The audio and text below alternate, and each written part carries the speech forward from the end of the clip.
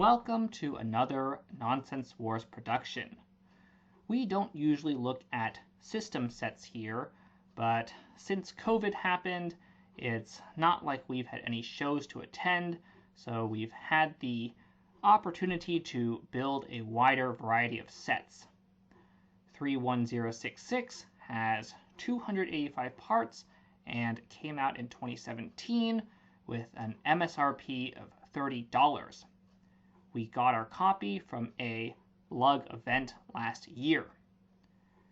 As usual, we'll look at building techniques that caught our attention, as well as the form and function of the finished models. Taking a quick look at the parts revealed nothing too special. We hadn't before seen the large wing piece with the partially studded surface, nor the clear backpack piece with two studs, but these are not new or uncommon bricks. Most strangely, one of the part bags actually ruptured prior to opening the box, which we both found very unusual. Neither of us had had this happen before. Let's look at the Shuttle, the set's A model, first. The wings of the Shuttle make it very clear why the large wing has a partially studded surface. LEGO puts a smaller wing plate on top of it, and they want to reduce the stud connections. Some other oddities in the build: these green 1x1 round plates get covered by slopes and appear to have no function whatsoever. A ledge made of a 1x1 tile on a headlight brick supports the back of the canopy. A crank lift arm stabilizes the thruster assembly in a strange asymmetric construction. Finally, the fin connects with some hidden clips in order to hold it at an angle. The Shuttle has some places where things don't line up and some places where things show through, but overall it looks nicely deliberate and intentional. You can definitely tell that LEGO optimized the part selection for this model. It's larger than the Shuttles of my childhood in the 90s, perhaps obviously so since it's 6 wide instead of 4 wide. There are 3, maybe 4 features. The cockpit opens, the cargo bay opens, and the arm can pick up the satellite, which also opens. Now let's look at the rover.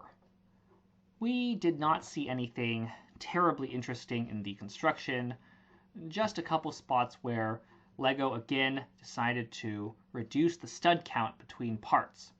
In one place they added a gap, and in another place they added a tile between some large plates. Just a quick aside here to look at the 60208 hub next to its classic counterpart.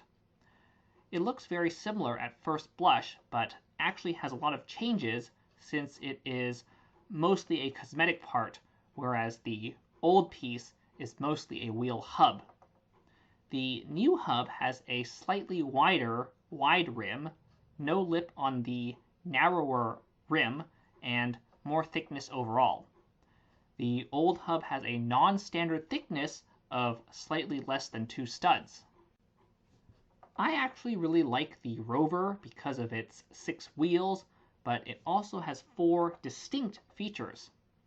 It can roll, the cab can open, the drill can move, and the solar array can also move. The Shuttle looks considerably better though. The rover has a lot of funny color parts showing in the chassis and other random bits that don't look like they belong, such as the clips in the rear. It probably uses the smallest percent of the parts in the set, perhaps making it the C model. Finally, we look at the base, where very early in the construction we already see a limitation of the partly studded wing. LEGO uses some tiles to reinforce the connection, but they only connect with a few studs.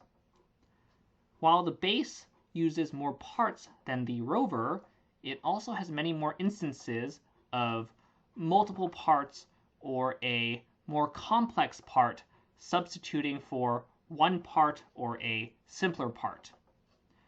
There are lots of snot bricks used as regular bricks and a lot of smaller plates combined into larger plates.